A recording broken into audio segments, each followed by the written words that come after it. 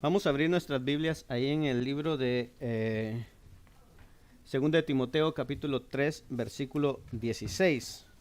Hoy día vamos a seguir la enseñanza que estábamos teniendo acerca de la introducción de la Biblia. Se acuerda que el mes pasado tuvimos la primera parte y este mes, este otro domingo, que final de mes, vamos a tener esta segunda parte. Amén. Segunda de Timoteo capítulo 3 versículo 16. Amén. ¿Lo tenemos? Amén. Ponemos de pie. Dice así, 2 de Timoteo, capítulo 3, versículo 16.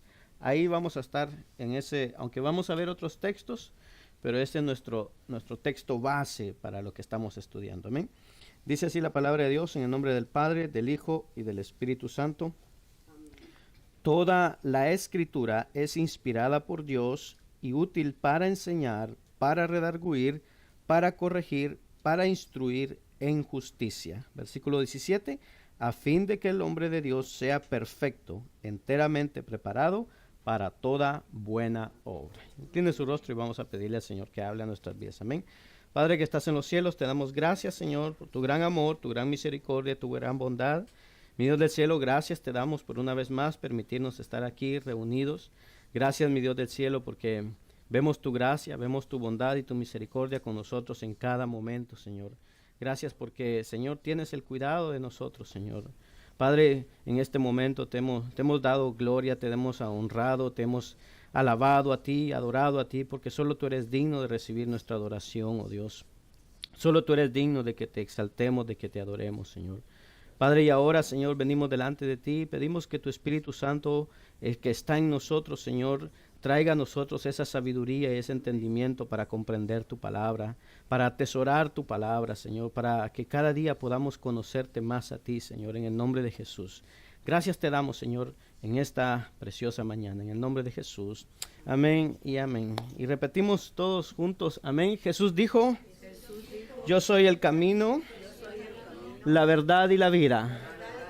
No hay camino, no hay verdad y no hay vida sino en Jesús. Amén. Ahí encontramos nosotros el camino, la verdad y la vida, solo en Jesús. Amén. Este es el resumen que habíamos visto nosotros la vez pasada y ahí nos vamos a quedar, porque estamos estudiando acerca de la Biblia, una introducción a la Biblia. Entonces, la Biblia es la palabra de Dios. Esa Biblia, esa palabra de Dios, ella clama ser la verdad, el mensaje de Dios al hombre.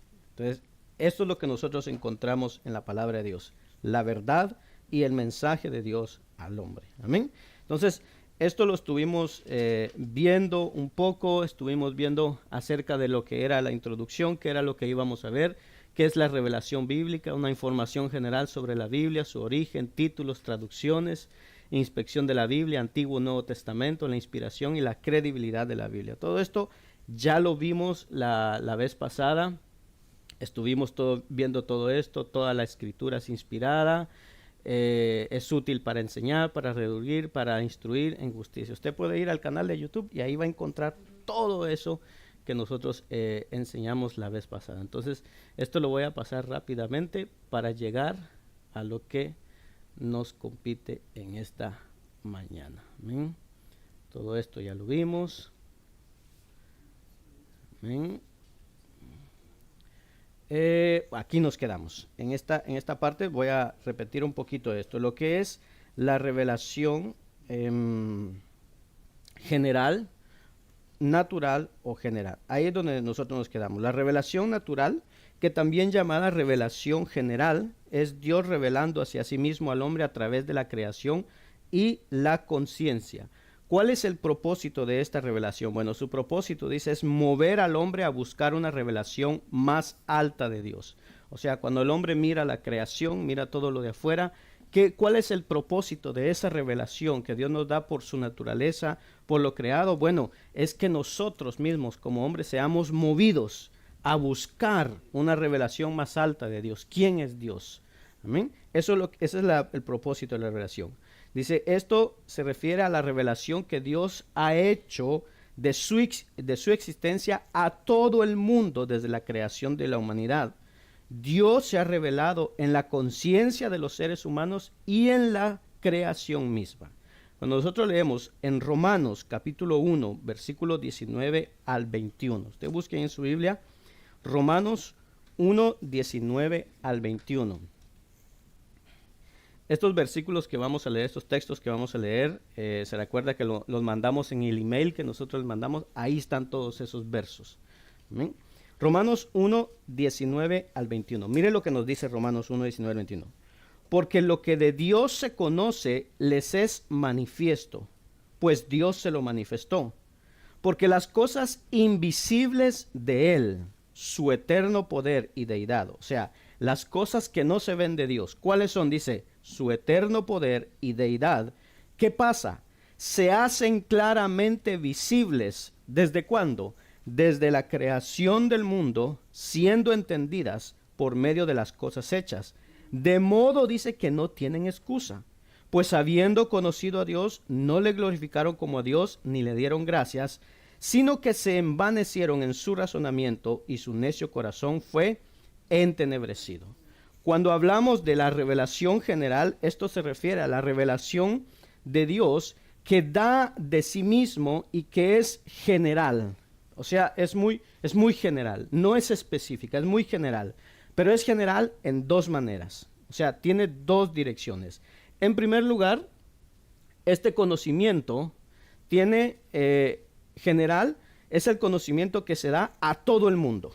O sea, todo ser humano allá afuera, aunque nunca haya escuchado el Evangelio, tiene un entendimiento, tiene un sentido de que hay un Dios que existe.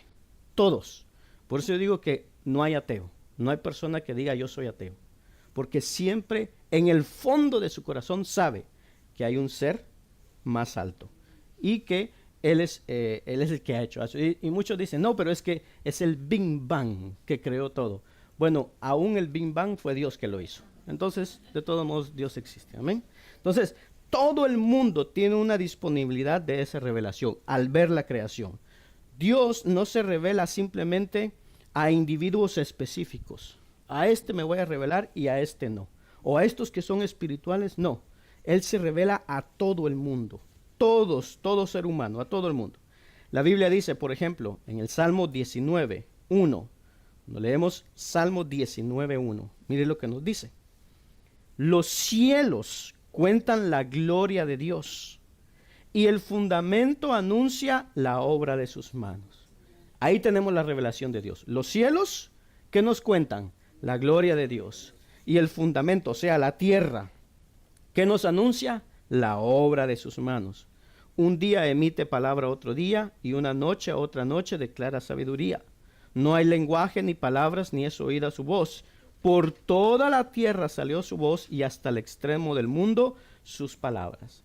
El salmista nos explica que aunque los cielos no hablan, su voz, dice, ha salido por toda la tierra para declarar, ¿qué declara? La grandeza y la majestad del universo. Y testifican de manera continua la existencia de un Dios que es grande y que es majestuoso. Así que cualquiera que tenga ojos para ver, hermano, es como que cuando sale al mundo, cuando mira una montaña, es como que saliera a un gran teatro. Y es el espectador de la gloria de Dios que se manifiesta a través de la creación, a través de las estrellas, a través del sol, de la luna, de todo lo que nosotros vemos. Dios se manifiesta a través de eso. Ahora, como decíamos la vez pasada, bueno, y si alguien dice, pero si es ciego y no mira, ¿qué hace? Bueno, la misma Biblia habla de un conocimiento que Dios ha puesto en el interior de cada ser humano, en cada uno de nosotros. En Romanos capítulo 1, ahora en el versículo 32, dice, quienes habiendo entendido el juicio de Dios, que los que practican tales cosas son dignos de muerte, no solo las hacen, sino que también se complacen con los que las practican. O sea, las personas que aún no tienen a Dios en su corazón, dice, entienden el juicio de Dios. O sea, toda persona allá afuera sabe que hay un Dios que en un momento va a traer un juicio. Entienden el juicio de Dios. Pero ¿qué hacen estas personas? Dice y que los que practican tales cosas son dignos de muerte. Estas personas que entienden el juicio de Dios, que entienden que hay un Dios, que tal vez no lo conocen personalmente, pero saben que hay un Dios, saben del juicio. Dice, no solo practican las cosas que son dignas de muerte, no solo las hacen, sino que también, dice el verso, se complacen con los que la practican. Hermano, usted mira a todas estas personas que ahorita están opuestas a lo que es la biología del ser humano. El hombre que se cree mujer, la mujer que se cree hombre, uno que no cree que es nada, o sea, que no es ni hombre ni mujer. Todas estas personas, en el fondo, saben muy bien que lo que están haciendo no está bien, está malo. Pero no solo dice que las saben, sino que aún se complacen con los que practican tales cosas. Por eso los demás se unen y dicen, sí, vamos y hagámoslo. Sí, pero se están complaciendo en algo que saben muy bien que es malo y que Dios va a traer un juicio sobre eso. Entonces los malos saben que su pecado es malo y mismo así lo hacen. Ahora, esta palabra general significa que todos, todo el mundo, todo ser humano está expuesto a la revelación de Dios, esa revelación general. Así que aquí quiero que pongamos atención porque no estamos hablando de lo que la Biblia nos habla de Dios. Simplemente estamos hablando de lo de afuera, de la creación. Es una revelación de Dios. O sea, no es lo que la Biblia dice, es lo que la creación nos da, nos informa acerca de Dios. ¿Amén? Eso es lo que estamos hablando. Entonces, número 1, se llama revelación general o natural porque todo ser humano ha visto la creación de Dios. Todo ser humano ha sido expuesto a la naturaleza donde Dios se manifiesta a todas personas. Pero número 2, la segunda razón por qué se llama general es que el contenido de la revelación es general, es de un tipo general. Es decir, cuando nosotros vemos la naturaleza, lo creado, el cielo, la tierra, las montañas, las estrellas, nada de eso nos da un detalle, un relato, de lo que es la expiación de Cristo o la resurrección de Cristo. O sea, el cielo nos va a hablar de que hay un Dios, de que Dios existe, de que es creador, de que Él es majestuoso. Pero el cielo no nos va a enseñar lo que es la expiación de Cristo, la vida de Cristo, la muerte de Cristo, la resurrección de Cristo.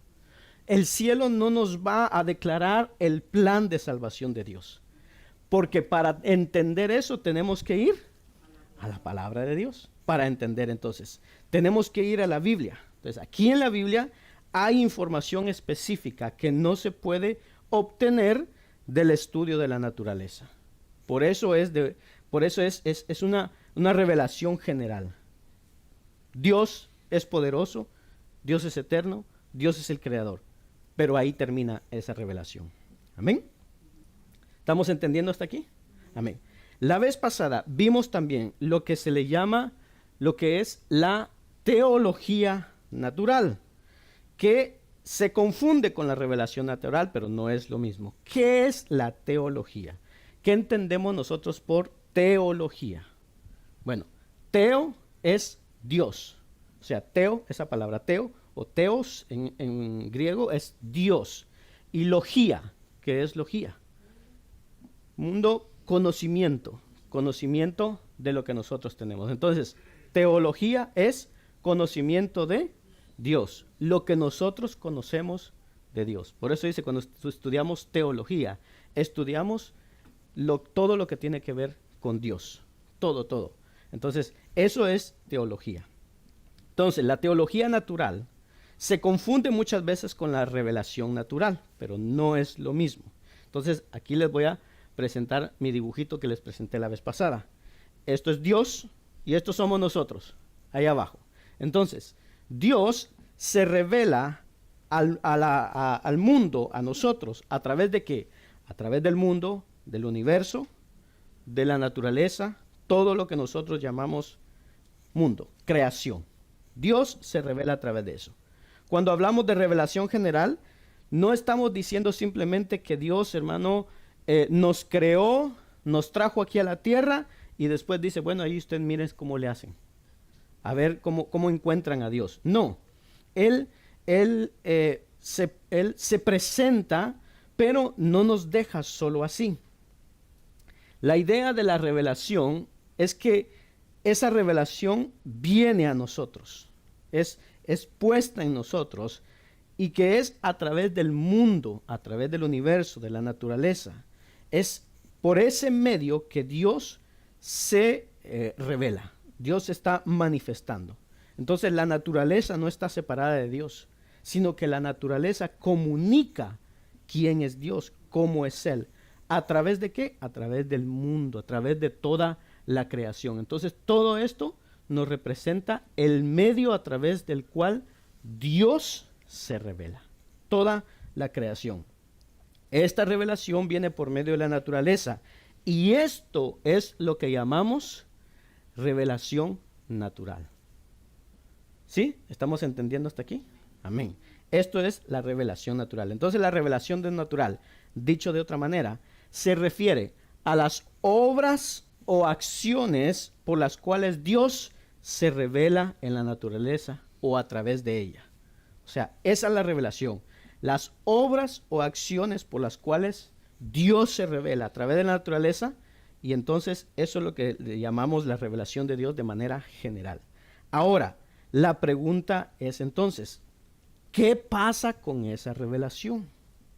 Cuando yo estoy aquí abajo en el mundo, Dios se revela por medio de la naturaleza, todo lo que vemos, eso llega a mi entendimiento. ¿Qué pasa con esa revelación?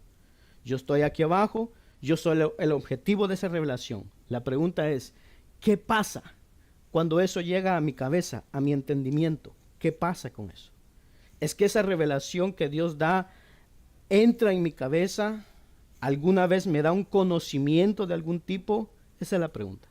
Ahora, cuando hablamos de teología natural, entonces, la distinción entre la teología natural y la revelación natural es que la revelación natural es algo que Dios hace. Eso es lo que dijimos. La teología natural es el resultado de lo que Dios ha hecho. La teología es el conocimiento de Dios. Y como les digo, aquí no estamos hablando de la palabra de Dios. Simple y sencillamente estamos hablando de lo de allá afuera. Estamos hablando de un conocimiento de Dios por medio de la naturaleza. Entonces la pregunta es, cuando Dios se revela a nosotros por medio de su naturaleza, ¿es que eso nos da algún entendimiento en nuestras mentes, algún conocimiento acerca de Dios? O por así decirlo, ¿puedo aprender algo sobre Dios de la naturaleza? ¿Sí? Amén. ¿Qué podemos aprender? Su grandeza, que Él es creador, que Él ha hecho el mundo, que Él nos ha hecho a nosotros. Eso lo podemos entender. Podemos tener un conocimiento de Dios, que como decimos, que Él es poderoso para crear, pero ese conocimiento se limita a eso. No podemos ir más allá, porque eso es lo que nos muestra la naturaleza. Así que aquí hay muchas veces una confusión. Dios se ha revelado, sí, Dios se ha revelado por medio de la naturaleza, pero esa revelación trae a nosotros un conocimiento, y eso es lo que llamamos teología, ese conocimiento de Dios, pero natural. O sea, cualquier persona de afuera, usted le puede preguntar, ¿usted cree en Dios? Y muchos van a decir, sí, yo creo en Dios. ¿Y por qué? Bueno, porque yo miro el mundo, que Dios lo creó, miro que la nieve, la lluvia, todo lo que pasa, pues es causa de Dios. Aún algunos dicen, a lo malo que pasa en el mundo también es por Dios, pero no es así, esa es otra cosa. Pero todo eso viene por esta revelación natural y esta teología natural. Amén. Ahora, hay una discusión en que si el hombre tiene la capacidad de saber algo de Dios fuera de lo que es la palabra de Dios. Sí, puede saber algo, pero no todo. O sea, se limita. Amén. Ahora, Pablo, en 1 Corintios, capítulo 2, versículo 14, y Romanos, capítulo 1, versículo 18 al 21, nos habla algo bien interesante. Si alguien tiene 1 Corintios 2, 14, Recuerda que hoy día es más que todo una enseñanza, así que podemos participar, alguna pregunta, algo, podemos participar. Primera de Corintios 2:14. ¿Alguien lo tiene? Amén. Amén. Pero el hombre natural no percibe las cosas que son del Espíritu de Dios, porque para él son locura, y no las puede entender, porque se han de discernir espiritualmente. En cambio, el espiritual juzga todas las cosas, pero él no es juzgado de nadie. Amén. Miren lo que dice Pablo ahí. Pero el hombre natural, ¿qué dice? No percibe las cosas del Espíritu. Entonces, Pablo dice que el hombre natural no conoce a Dios. Eso es lo que está diciendo ahí. Y pareciera como que el apóstol está excluyendo la posibilidad de que alguien obtenga conocimiento de Dios por medio de la naturaleza, a menos que el Espíritu Santo lo ilumine y abra sus ojos. Pero mire lo que nos dice Romanos 1:18 al 23, si alguien lo tiene. Amén. Porque la ira de Dios se revela desde el cielo contra toda impiedad e injusticia de los hombres que detienen con injusticia la verdad, porque lo que Dios se conoce les es manifiesto, pues Dios se lo manifestó, porque las cosas invisibles de Él, su eterno poder y deidad, se hacen claramente visibles desde la creación del mundo, siendo entendidas por medio de las cosas hechas, de modo que no tienen excusa, pues habiendo conocido a Dios, no le glorificaron como a Dios, ni le dieron gracias, sino que se envanecieron en sus razonamientos y su necio corazón fue entenebrecido. Amén. Entonces, Primera de Corintios, Pablo nos dice que el hombre natural no puede conocer a Dios. Pero Romanos, que es Pablo mismo hablando, nos dice que sí conoce a Dios. Entonces, ¿en qué quedamos? ¿Lo conoce o no lo conoce? ¿Qué dicen ustedes? ¿Que sí lo conoce? Pero Pablo dice que no. Bueno, es aquí donde nosotros debemos entrar en esto. Conocer. En griego y en hebreo es usado de más de una manera diferente. Existe un conocimiento cognitivo, una conciencia intelectual, y luego está el conocimiento personal e íntimo, que es diferente de este conocimiento. Por ejemplo, un ejemplo aquí. La Biblia nos habla de Adán y Eva, nos habla de Abraham y nos habla de todos los patriarcas en el Antiguo Testamento. Y cuando se refiere a que tienen hijos, dice que Adán conoció a su esposa y ella concibió. ¿Amén? Ahí vemos la palabra conocer, conocimiento. ¿Qué sugiere esto? Bueno, ¿será que Adán y Eva se encontraron en el jardín? Adán le dio la mano y quedó embarazada. Intimaron. O sea, habla de un conocimiento, pero de un conocimiento íntimo, que va más allá de solamente un saludo, de solamente conocer así por así. Entonces, cuando la Biblia usa el verbo conocer, ahí está usando ese verbo para describir una relación humana más íntima, posible entre un hombre y una mujer. Entonces, cuando Pablo habla del conocimiento cognitivo, es un conocimiento intelectual, pero también está el conocimiento personal e íntimo. Entonces, cuando Pablo está hablando a los corintios, está hablando de un conocimiento espiritual de las cosas de Dios, y está diciendo que en nuestra condición caída no podemos tener ese conocimiento espiritual de Dios. ¿Por qué? Porque estamos lejos de Dios. Cualquier persona de allá afuera puede decir, ¿usted conoce a Dios? Bueno, sí, yo lo conozco porque, como le decía, veo la naturaleza. Sí, pero ¿conoce quién es Él? ¿Conoce que Él envió a su Hijo a morir? Ah, no, eso sí no lo sé. ¿Por qué? Porque en su condición caída de pecador no entiende esas cosas. Entonces, no tenemos ese tipo de conocimiento espiritual de Dios, que es un conocimiento que va más allá de mi conciencia, de la manera cognitiva intelectual. Y ahora, si miramos Romanos capítulo 1, versículo 18, que nos decía, porque la ira de Dios se revela desde el cielo contra toda impiedad e injusticia de los hombres, que con injusticia restringen la verdad. O sea, Pablo está preocupado aquí por mostrar por qué es necesario que seamos salvos. Y está llevando a todo el mundo ante el tribunal de Dios y los está trayendo a demostrar que todo el mundo necesita el evangelio porque todos son culpables. Escuchen bien esto, son culpables, no por rechazar a Jesús. Una persona que es juzgada, que es castigada, no es por rechazar a Jesús, de que tal vez no han ni siquiera oído hablar en sus vidas, sino por el rechazo de la existencia de Dios. Es por eso que son castigados. ¿Por qué? Porque Él se ha manifestado en la creación. Y cuando nosotros entonces rechazamos esa manifestación, esa revelación de Dios en el cielo, en la tierra, en todo, y decimos, no, Dios no existe, está siendo condenado. No por rechazar a Jesús, no por rechazar el evangelio, por rechazar a Dios. Y eso es lo que Pablo está diciendo aquí. Porque la ira de Dios, en Romanos 1:18, porque la ira de Dios se revela desde el cielo contra toda impiedad e injusticia de los hombres que con injusticia restringen la verdad. La verdad de que hay un Dios que existe y que ese Dios va a traer un juicio.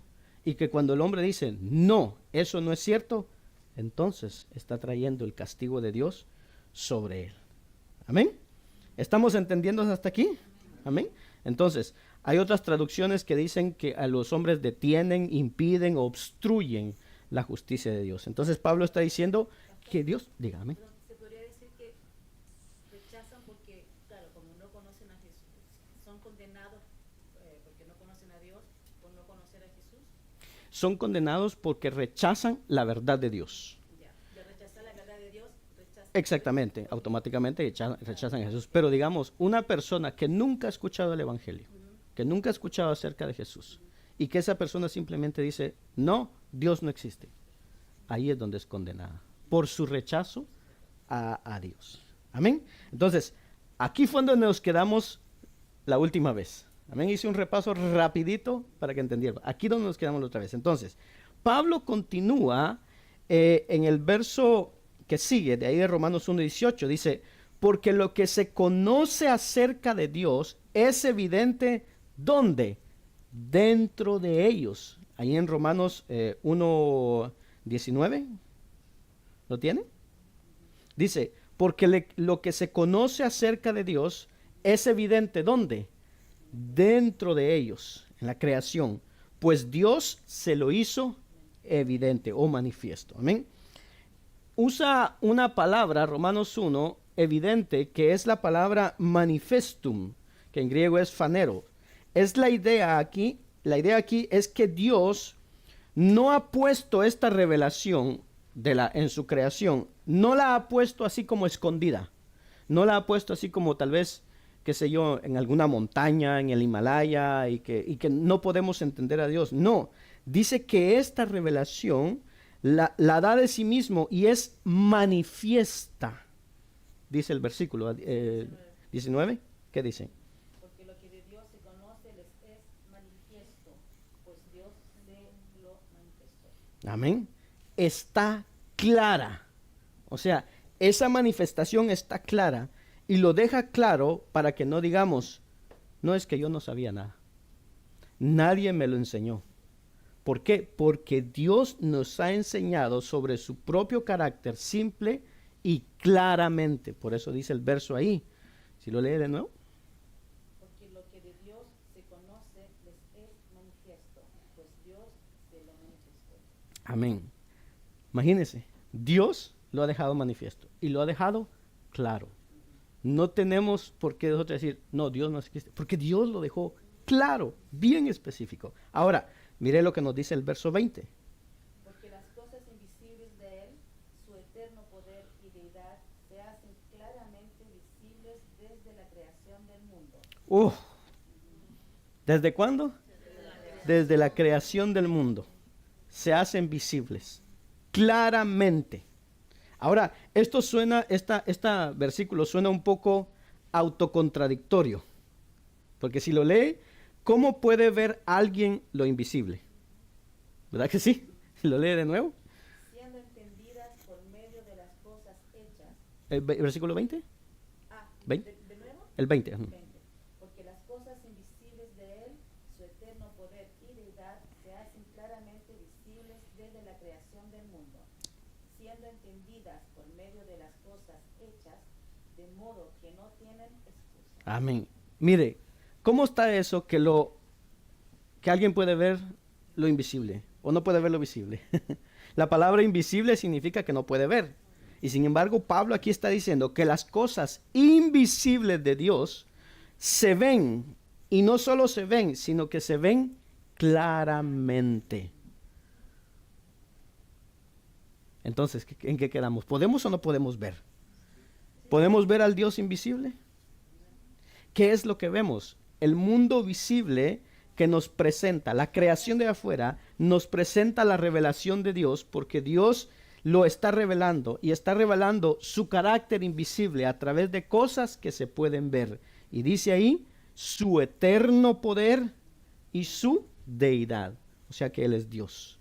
Desde la creación del mundo, escuche como Pablo le dice, porque Dios se ha mostrado desde la creación del mundo y que ha mostrado sus atributos invisibles, siendo comprendidos por las cosas que son hechas, incluso, dice ahí, su eterno poder y deidad.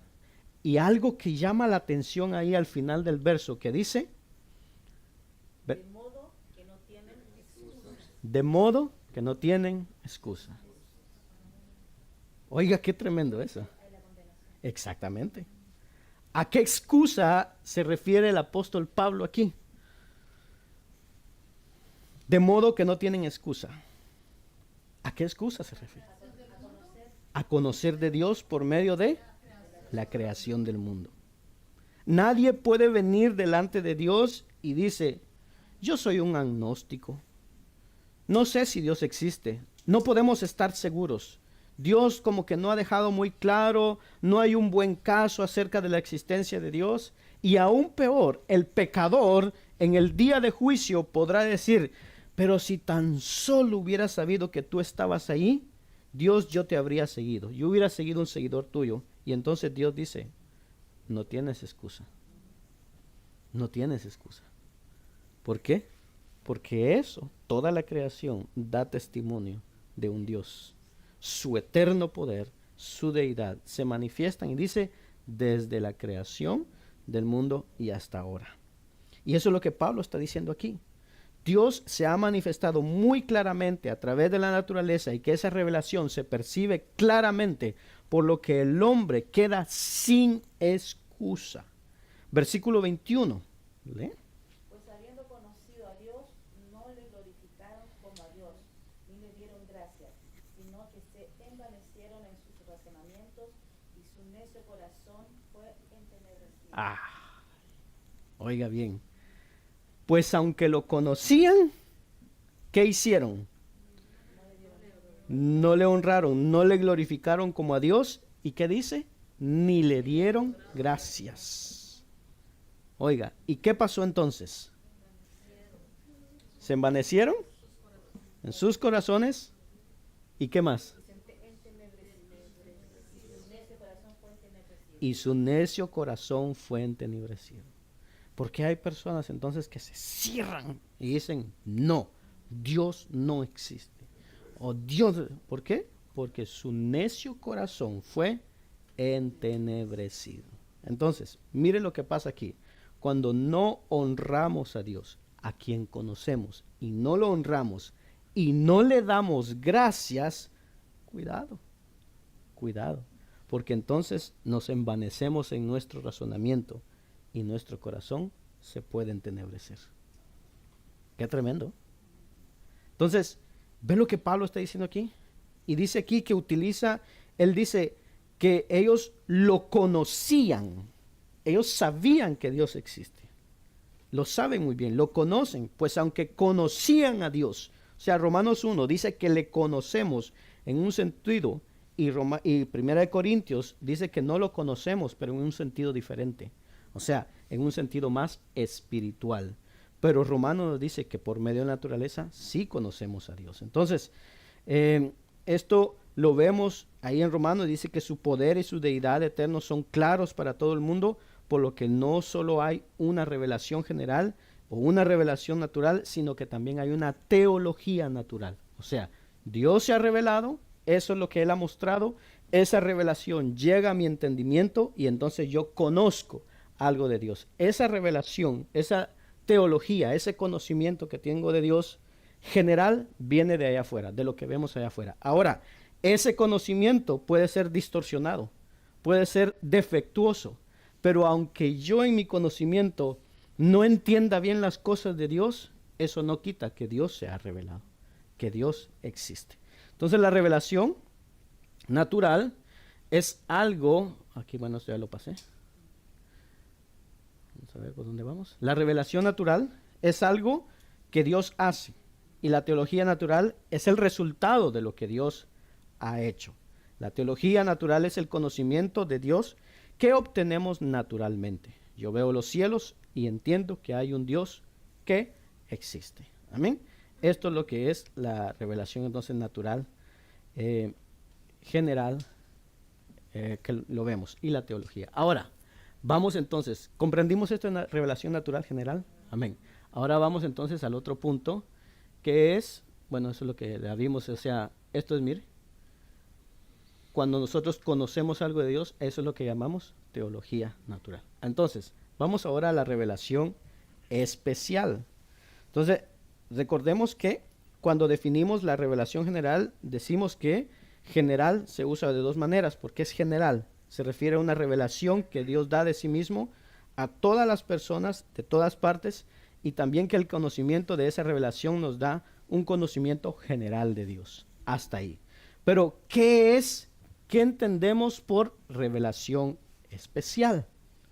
¿Qué es esa revelación especial? ¿Ha escuchado usted acerca de esto? ¿Alguien? ¿No? Cuando el Espíritu Santo se le revela a la persona, ¿qué? ¿Qué más? ¿Algo específico? ¿Algo específico? Una revelación específica, muy bien. Como Moisés. Ay, vamos por ahí, vamos por ahí. Vamos por ahí, muy bien. La revelación especial es esa revelación que Dios da, que no todos en el mundo tienen la oportunidad de recibir todavía. Es esa información que Dios nos da principalmente a través de las Sagradas Escrituras. Esa es la revelación especial, lo que obtenemos directamente de la palabra de Dios. Amén. Nos habla, esa revelación especial, nos habla del plan de Dios, nos habla de la encarnación, nos habla de la cruz, de la resurrección, de cosas que no se pueden aprender mediante el estudio de la naturaleza, de la biología, de la física o de cualquier otra cosa del reino natural. Ahora, en la Biblia misma se nos da un testimonio en varias maneras de las cosas que en el pasado Dios se reveló de una manera en especial. Quiero que veamos un verso muy importante aquí. Hebreos capítulo 1, versículo 1. ¿Alguien lo puede buscar? Hebreos capítulo 1, versículo 1. Mire cómo Dios se ha revelado. Dios, habiendo hablado muchas veces y de muchas maneras en otro tiempo a los padres por los profetas. Amén. ¿Seguimos? Versículo 2. Versículo 2. Okay. En esto potrero días no hablados por los hijos, Por el Hijo. a quien constituyó herederos de todos y por quien asimismo hizo el universo. Amén. Mire qué tremendo lo que habla este verso. Dios dice, Dios, habiendo hablado hace mucho tiempo, y dice, y de muchas maneras. ¿Y qué más? A los padres por los profetas, de muchas ocasiones y de muchas maneras. Entonces, aquí nos habla de muchas maneras. Estas muchas maneras es polimeros o muchos libros, muchas secciones. En otras palabras, por medio de La Biblia. Entonces, mire cómo Hebreo nos está diciendo. Dios cómo nos ha hablado de muchas maneras. O sea, muchos libros, muchas secciones, la Biblia. Entonces, la idea aquí con respecto a la revelación y particularmente con respecto a la revelación especial es que recibimos información distinta de Dios mismo. O sea, ¿quién nos habla cuando nosotros leemos esto? Dios mismo. Él es el que nos está hablando. Y eso es algo asombroso, hermano, porque es la palabra de Dios, es Dios hablando a nosotros. Es una afirmación asombrosa, porque esto es la raíz, es el corazón, hermano, de una comprensión cristiana acerca de Dios. Ahora, en el campo de la filosofía, ¿cuántos son filósofos aquí? No. A veces pasa, ¿eh? En el campo de la filosofía hay un campo, hay una división en la filosofía que se llama epistemología. ¿Y qué es eso? ¿Qué es eso? La epistemología es la ciencia del conocimiento, oiga bien. Analiza la forma en que los seres humanos son capaces de adquirir conocimiento. Esa es la epistemología. ¿Cómo nosotros podemos adquirir conocimiento? Y hay grandes debates entre esto, en que si la prioridad del aprendizaje está en la mente o en la deducción racional o está en el conocimiento por medio de los sentidos. O sea, por medio de la vista, del oído, del tacto, del olfato. ¿Y qué más que me faltó? ¿Son 5? Sentidos, gusto. Entonces, está el debate. ¿Cómo aprende el hombre? ¿Por medio solo del razonamiento? ¿Por medio de que le enseñan algo? ¿O por medio de los 5 sentidos? Entonces hay un gran debate eso. Y así los filósofos han debatido con cuál tiene el más alto nivel de importancia en lo que es el aprendizaje o el orden de cómo nosotros aprendemos. Incluso entre el círculo de círculos cristianos, el debate continúa sobre qué papel juega la razón, qué papel juegan los sentidos y todo lo demás. Por eso muchas veces nosotros debemos de tener cuidado, hermano, es que yo siento. Hay que tener cuidado con eso. ¿Por qué? Porque a veces nos dejamos llevar por emociones, por esto, por lo otro. Entonces ahí es donde uno tiene que tener cuidado. Y se pasa mucho con esto. Ahora, una cosa que debemos ser nosotros capaces de ponernos de acuerdo como cristianos es que el cristianismo, hermano, nosotros basamos nuestro conocimiento no en lo que sentimos, no en lo que nos ponemos a pensar, sino que en lo que la palabra de Dios nos dice. Aquí está la fuente de nuestro conocimiento. Amén. Y eso se vuelve muy, muy importante para nuestra determinación de lo que es verdad y de lo que es mentira. ¿Por qué? Porque si nosotros obtenemos información del Creador acerca de sí mismo y sobre el mundo en el que vivimos y sobre nosotros mismos, ese conocimiento viene directamente de Dios y es superior a cualquier otra cosa que nosotros podamos deducir de nuestro propio análisis o de nuestra propia situación, de nuestra propia introspección o de nuestra propia observación del mundo que nos rodea. ¿Por qué? Porque aquí en la Biblia obtenemos información y conocimiento, hermano, que no viene de cualquiera, que no viene de hermano de así por así, no, viene directamente de Dios y Dios es superior a cualquier otra cosa.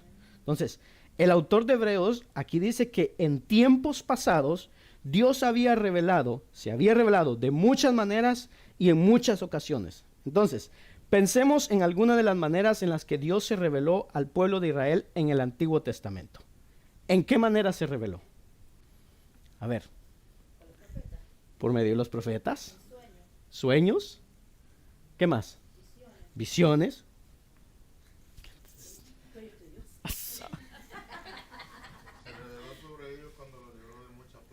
Las plagas. Muy bien, muy bien. Las plagas. ¿Qué más? Milagros. ¿Qué más? Cuando hablaba. Muy bien. Entonces, cuando nosotros vemos en muchas ocasiones, es la palabra politropos.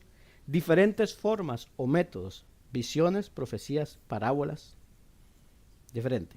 Hubo diferentes maneras. Entonces, hubo ocasiones en las que Dios se reveló a gente directamente.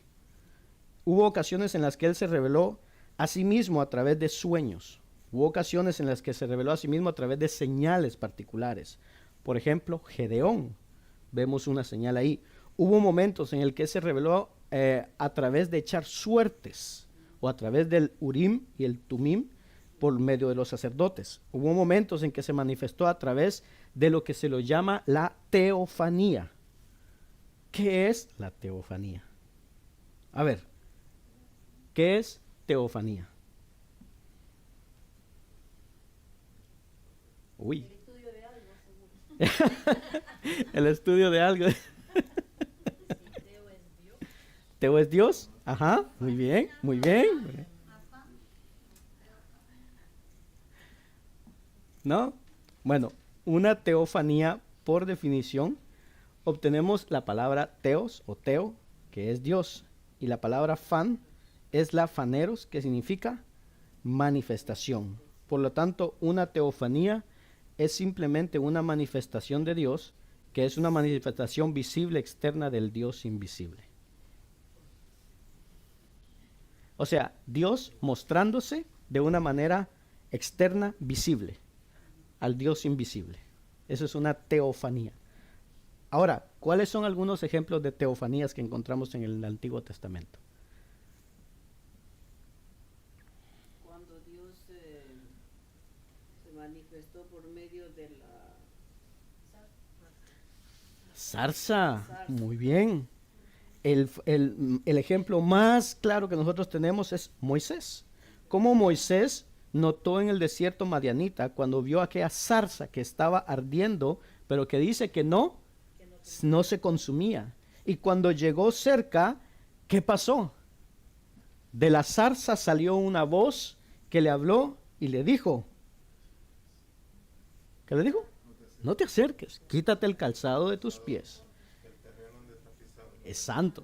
Y entonces le dijo, yo soy el que soy. Entonces ahí en la zarza es una manifestación visible, externa del Dios invisible.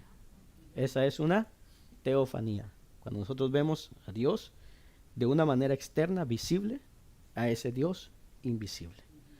Otro ejemplo, la columna de nube, la columna de fuego, que guió al pueblo de Israel a través de su peregrinaje en el desierto después del Éxodo. También habían manifestaciones visibles de ese Dios invisible. La teofanía de Abraham cuando vio que Dios hizo el pacto de él y vio ese horno humeante y que estaba una antorcha ardiente y que pasaba en medio de los pedazos de animales que estaban partidos. En Génesis, eso es una teofanía. La voz de él también puede ser. La voz de él, amén. Podría ser que también cuando Abraham llevaba a su único hijo, cuando le presentó, que pidió que lo mandó a hacer el fuego y todo preparar, y pensaba que iba a sacrificar a su hijo, y que le dijo, mira hacia la izquierda, algo así le dijo, que lo que había ahí un cordero cuando él pensaba que iba a sacrificar algo por vida. Podría ser una teofanía también. Amén. Entonces, vamos a ver los diferentes tipos de teofanías. Por ejemplo, a Abraham en Génesis 17:1, a Isaac en Génesis 26:2, a Jacob en Génesis 32:30, a Moisés en Éxodo 3:2-6. Esos son tipos de revelaciones especiales. Y estas son teofanías. Teos, que es Dios, y fanías es manifestación. Entonces la manifestación de Dios de una forma visible externa del Dios invisible. Está duro, ¿eh? Sueños y visiones. Por ejemplo, la escalera de Jacob, Génesis 28:12-16. Daniel, en Daniel 2:19-28. Esas son otras. Y también tenemos prodigios y señales. El diluvio, Génesis 7. Zarza ardiente, Éxodo 3, que es una teofanía. Plagas de Egipto, Éxodo 7-13. Y la separación del Mar Rojo, Éxodo 14. Todas estas son revelaciones de Dios. Samuel también podría ser, por escuchó la voz cuando estaba con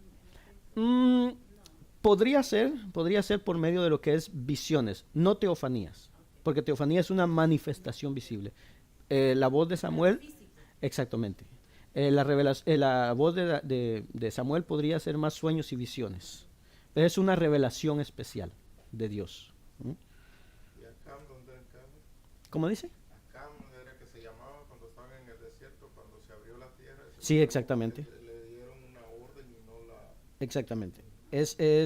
Son revelaciones de Dios especiales. O sea, son revelaciones. Ahora, ¿en qué puede entrar? Puede entrar dentro de lo que es prodigios, señales, visiones, sueños. Ahí. Entonces, lo que quiero que entendamos es teofanías es verdaderamente una manifestación de Dios. O sea, lo vemos, se ve claramente. Por ejemplo, como le decía, en la zarza, se ve ahí. O sea, no es Dios, sino que es una representación de quién es Dios. ¿Amén? Entonces, aquí están algunas de las formas en las que Dios se manifestó en el Antiguo Testamento. Ahora, el método principal para comunicarse con el pueblo de Israel en el Antiguo Testamento fue el uso de lo que llamamos nosotros agentes de revelación. ¿Qué pasó? Agentes de revelación o profetas en el Antiguo Testamento.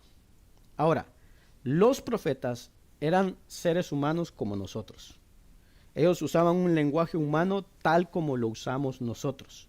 Pero cuando hablaban es porque habían recibido una información de Dios y fungían como recipientes o conductos de la revelación divina para que cuando dijeran su mensaje, ellos empezaban su mensaje diciendo, así dice el Señor.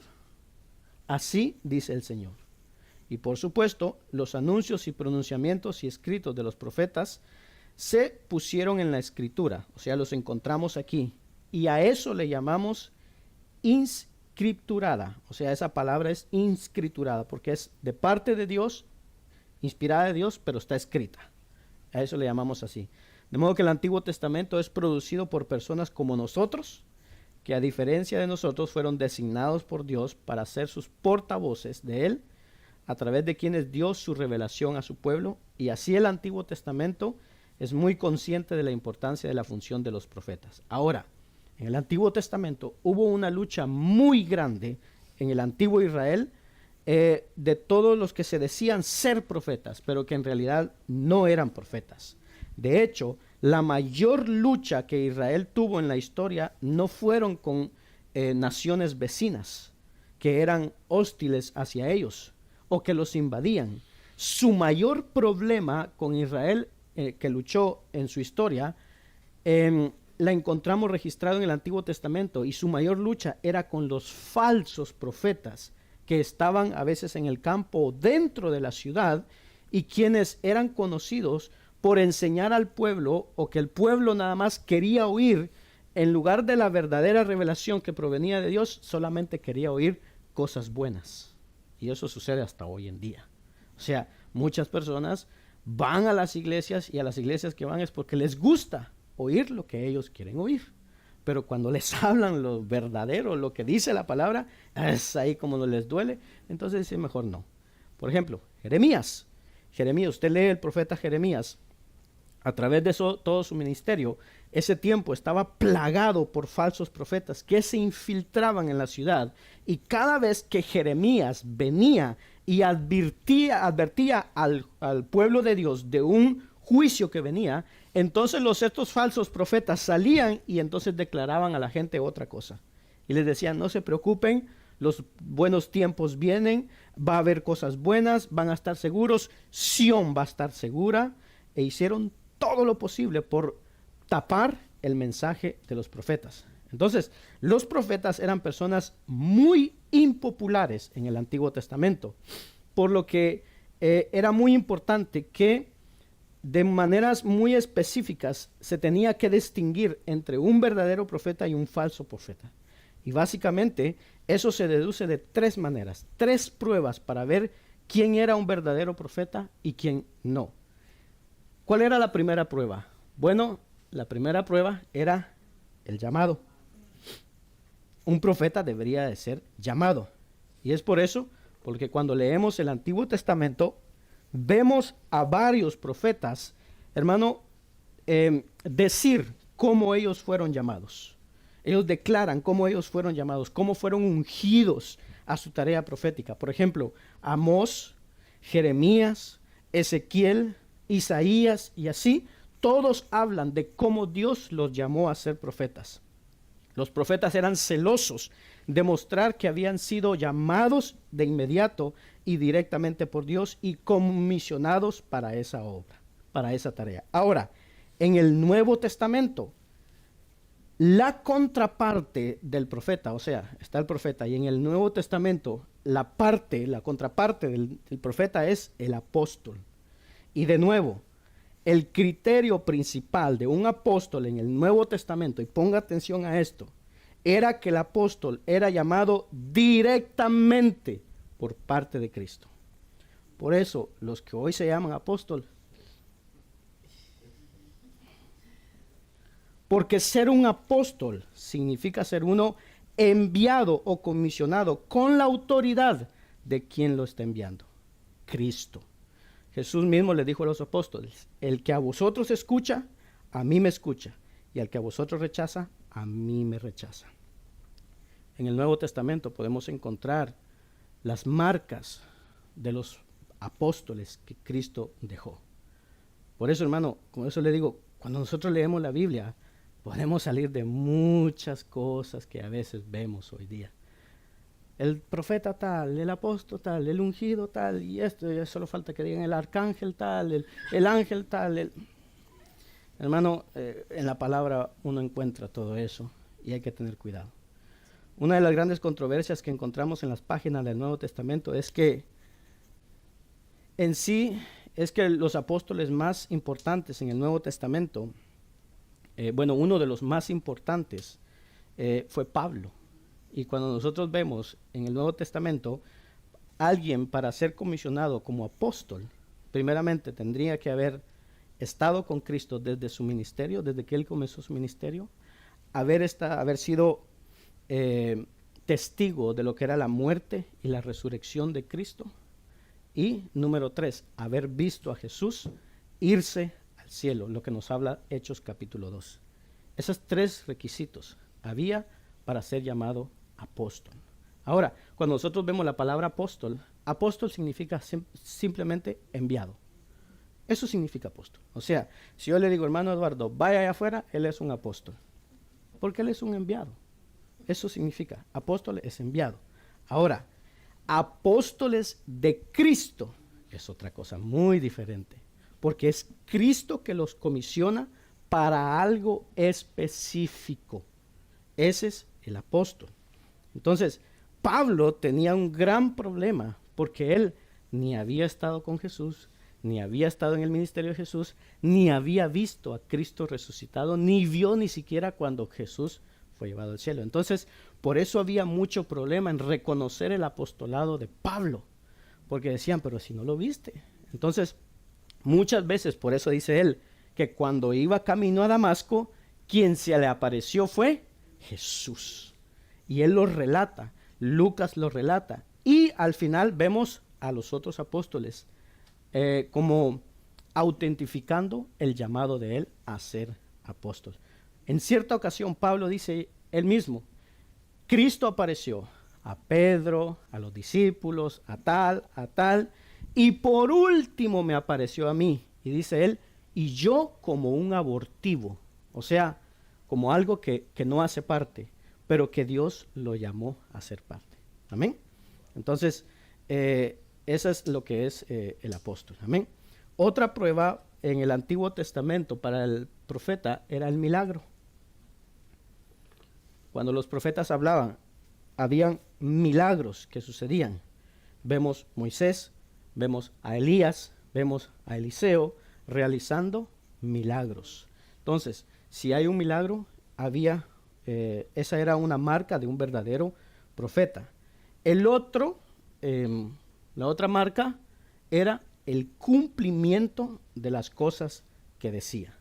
¿Se cumplieron las cosas? ¿Lo que dijo se cumplió? Y si no se cumplió, pues era un falso profeta. Bueno, de esa manera nosotros podemos ver los profetas de hoy día. Mírelo ahí, mire su llamado, mire, a ver, ¿cuántos milagros has hecho? Y a ver si se cumplió lo que ha dicho. Entonces, ahora, hermano, todo profeta o toda profecía que hay hoy día tiene que ir respaldado con esto. A veces yo he escuchado unas cosas, hermano, que en cierta ocasión alguien dijo, yo profetizo que Argentina se va a llevar la copa. Y uno dice, ¿en qué puede ayudar a una persona o un inconverso en conocer a Cristo? Eso. ¿Se da cuenta? Entonces uno tiene que ver todas esas cosas y uno analiza todo a través de la palabra. Si usted quiere filtrar algo, vaya aquí. Que aquí, hermano, le va a mostrar todo. ¿Qué es lo que Dios ha dicho? Yo sé que a veces esto puede incomodarnos a nosotros porque a veces estamos acostumbrados a algo, a ver algo, a escuchar algo, y cuando se nos confronta conforme a la palabra, como que nos remueve muchas cosas.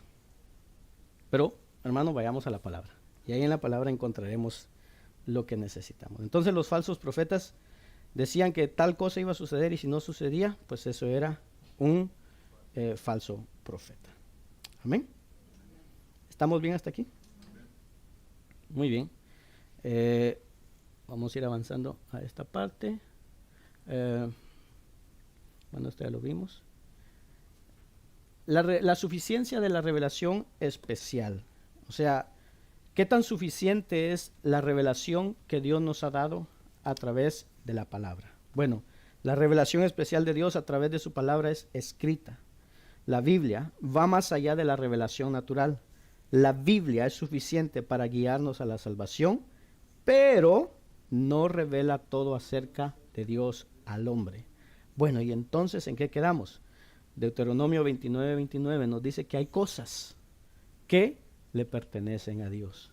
Y esas cosas, ahí no nos tenemos que meter. Mire, iba a decir algo, pero mejor no lo digo.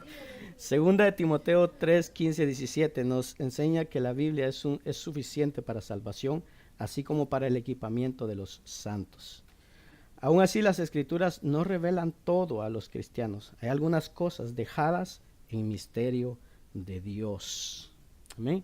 Así que esto es lo que fue un poco revelación natural y especial. Amén. La próxima que vamos a tener a finales de abril va a ser una información general de la Biblia. Y ahí vamos a ver cómo obtuvimos la Biblia, de dónde vino, ¿será que se perdió algún libro en el pasado? Todas esas preguntas vamos a tratar de responderlas. ¿Cuántos hombres escribieron la Biblia? ¿Cómo llegó a nosotros? Todo eso lo vamos a ver a finales del mes. ¿En cuánto tiempo se escribió? Amén.